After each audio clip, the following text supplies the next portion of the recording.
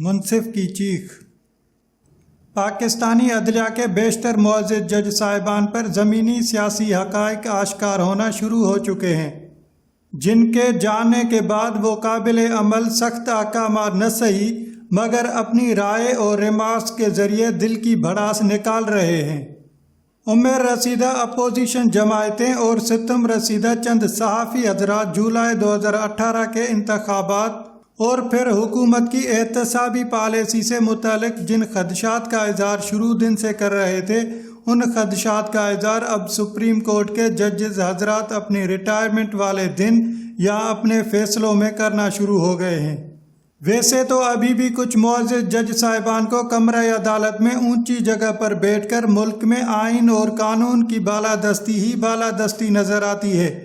مگر بیشتر معزز جج صاحبان پر زمینی سیاسی حقائق آشکار ہونا شروع ہو چکے ہیں، جن کے جاننے کے بعد وہ قابل عمل سخت احکامات نہ سہی مگر اپنی رائے اور ریمارکس کے ذریعے دل کی بھڑاس نکال رہے ہیں۔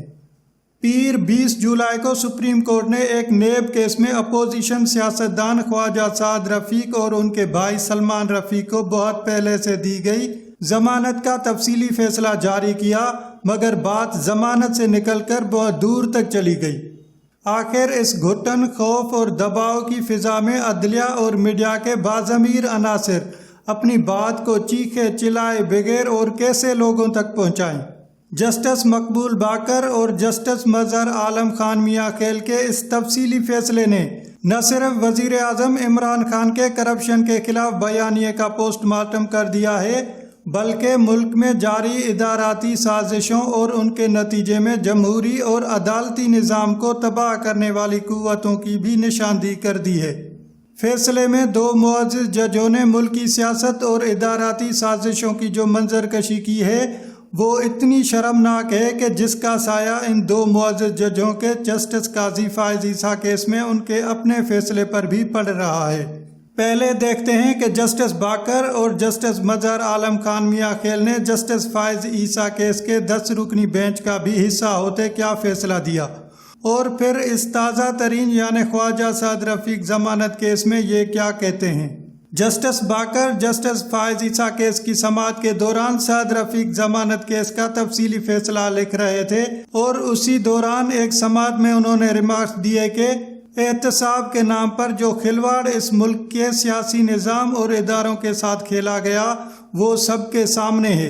اس کے بعد جسٹس عیسیٰ کیس کے فیصلے میں بھی جسٹس باقر نے نہ صرف 10 ججوں سمیت صدارتی ریفرنس پر خچے اڑا دیے، بلکہ ساتھ ہی 7 ججوں کے اکثریتی فیصلے کے برخلاف FBR اور پھر جوڈیشل کونسل کے ذریعے جج کے اہل خانہ کی مزید تحقیقات کی بھی مخالفت کر دی۔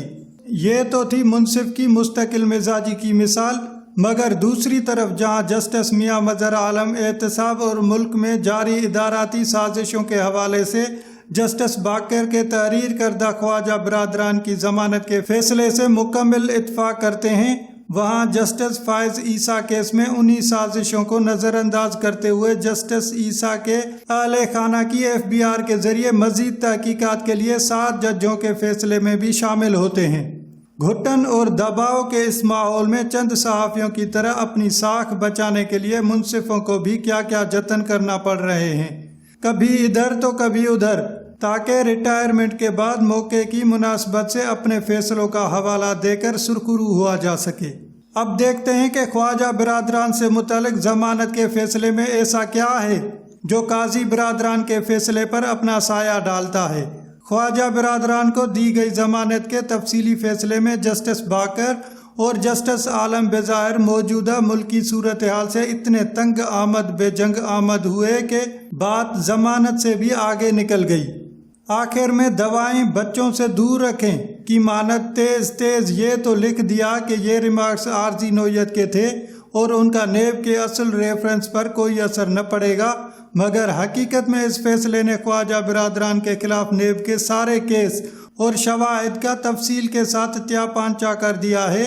بلکہ نیب اور اس کے محبوب chairman justice retired Javed Iqbal اپنی عدلیہ اور نام نہاد اسٹیبلشمنٹ کا بیچ چوراہے میں سر سے لے کر پاؤں تک اسٹیم رول کر دیا ہے۔ پاناما کیس میں جسٹس آصف سعید کھوسا نے ماریو پوزو کے گاڈ فادر کے بابرکت نام سے جو فیصلہ لکھنا شروع کیا تھا، اس فیصلے کی اصلیت جسٹس باکر نے جان اسٹورٹ مل کے بے برکت نام سے اپنا فیصلہ شروع کر کے آشکار کر دی ہے۔ جسٹس باکر اپنے فیصلے کے ابتدا جان اسٹورٹ مل کے اس مشہور قول سے کرتے ہیں، جو ریاست بونے مرد تیار کرتی ہے تاکہ ان کو ایک اطاعت گزار آلے کے طور پر استعمال کیا جا سکے، چاہے مقصد نیک ہی کیوں نہ ہو، وہ جلد جان جاتی ہے کہ ایسے چھوٹے لوگوں کے ساتھ کوئی بڑے ریاستی مقاصد حاصل نہیں کیے جا سکتے۔ اس کے بعد جسٹس باکر نیب ریفرنس کے شواہد کا سر تا پاؤں جائزہ لیتے ہوئے واضح کرتے ہیں کہ کس طرح نیب نے اپنے دائرہ کار اور اختیارات سے تجاوز کرتے ہوئے خواجہ برادران کی آئین میں درج آزادیوں اور ان کے حقوق کو سلب کیا۔ چیئرمین نیب کے سامنے ایک وعدہ معاف گواہ کے بیان کو جس بے ڈھنگے اور غیر آئینی طریقے سے ریکارڈ کیا گیا، اس سے ادارے کے کردار اور اس کی نظروں میں قانون کی وقعت کا پتہ چلتا ہے۔ وعدہ معاف گواہ کا جب پہلی بار ریکارڈ کیا گیا بیان تسلی بخش نہ ہوا تو احتساب عدالت سے اس امر کو چھپا کر اس کے ریمانڈ میں عدالت سے توسیع لے لی گئی، اور پھر دوسری بار بیان ریکارڈ ہوا جب جوڈیشل عدالت میں بیان ریکارڈ کیا گیا تو ملزموں کو اس کی اطلاع ہی نہ دی گئی، اور ان کی عدم موجودگی میں سب کچھ ہو گیا جو ضابطۂ فوجداری کے صریحاً خلاف ورزی ہے۔ نیب کی نالائکی دیکھیں کہ ریکارڈ ہوئے اس بیان میں بھی ٹھوس شواہد کے قانونی تقاضے پورے نہیں کیے گئے۔ جسٹس باکر نے ایسے دوسرے شواہد کو بھی باریکی سے دیکھا اور رد کر دیا، اور یہاں تک کہہ دیا کہ ایک نجی ہاؤسنگ اسکیم میں جن عوامی شکایات کو کارروائی کی بنیاد بنایا گیا، وہ شکایت نیب کے اپنے بیان کے مطابق نیب تحقیقات کے بعد عوام سے طلب کی گئیں، مگر ان شکایات کی نوعیت بھی نیب قانون کے تقاضوں کو پورا نہیں کرتی۔ جسٹس باکر کے فیصلے کا اصل محور نیب کا ادارہ، اس کا سیاسی کردار اور ملکی سیاسی نظام ہے، جن کو چند قوتوں نے یرغمال بنا لیا ہے۔ جسٹس باکر آئین کے ابتدائیے کو دہراتے ہیں کہ یہ ملک اسلامی اصولوں کے مطابق جمہوریت، شہری آزادیوں، برابری، برداشت اور معاشرتی انصاف کے لیے بنا ہے، جس میں مذہب اور رائے کی آزادی کی ضمانت دی گئی ہے۔ آئین اور قانون کے بغیر کسی شہری کی زندگی اور آزادی سلب نہیں کی جا سکتی۔ انسانی حقوق کی اسلامی اور بین الاقوامی تاریخ کا تفصیلی ذکر کرنے کے بعد جسٹس باکر نے پاکستان کے حالات کا رخ کیا اور پھر اس تمام گھٹن اور دباؤ کو اتار پھینکا جس کا صحافت اور عدالت بظاہر اس وقت بھی شکار ہیں۔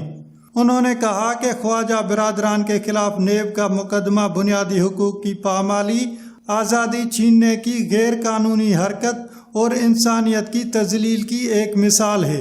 نہ جانے نیب چیئرمین نے کس بنیاد پر یہ مقدمہ شروع کیا اور خواجہ سعد رفیق کا زیر بحث پیراگون کمپنی سے براہ راست کیا تعلق تھا۔ تاریخ میں لائے گئے تمام احتساب کے قوانین کو ہمارے سیاستدانوں یا عوامی عہدہ رکھنے والوں کو نااہل کرنے کے لیے استعمال کیا گیا۔ 1949 کی پیروڈا قانون سے لے کر جنرل مشرف کے قومی احتساب بیورو کے قانون، ان تمام قوانین کا جائزہ لینے کے بعد جسٹس باکر نے کہا کہ نیب کا موجودہ قانون دن بدن انتہائی متنازع ہوتا جا رہا ہے، اور تاثر یہ ہے کہ حکمران اسے جبر اور سیاسی انتقام کے لیے استعمال کر رہے ہیں۔ جج صاحب نے کہا کہ بار بار الزام لگ رہا ہے کہ نیب کو سیاسی انجینئرنگ کے لیے استعمال کیا جا رہا ہے، کیونکہ بظاہر یہ ادارہ سیاسی تقسیم کے ایک جانب بڑے مالیاتی اسکینڈلز کے باوجود کارروائی نہیں کر رہا ہے،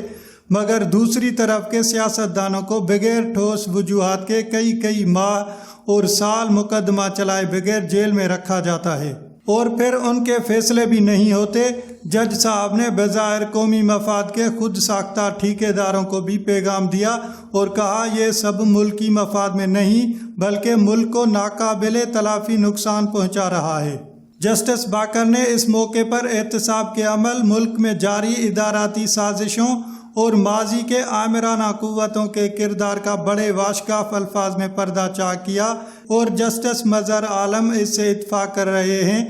لکھتے ہیں کہ احتساب کے قوانین کو سیاسی وفاداریاں تبدیل کروانے کے لیے استعمال کیا گیا، سیاسی جماعتوں کو توڑا گیا اور ان کے دھڑے بنائے گئے،